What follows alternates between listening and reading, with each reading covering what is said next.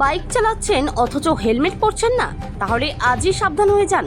এবার আর রেহাই নেই। রাজ্যে নতুন সরকার আসতেই একাধিক নির্দেশিকা জারি, তার মধ্যে অন্যতম হেলমেট।